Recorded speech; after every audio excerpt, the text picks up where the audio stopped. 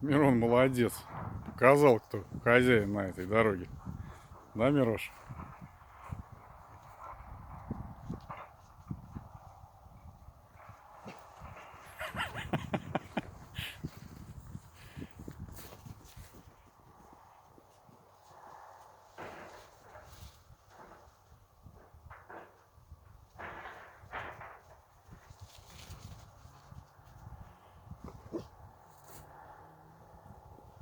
Ну ладно, Мирош, пойдем, оставь их в покое.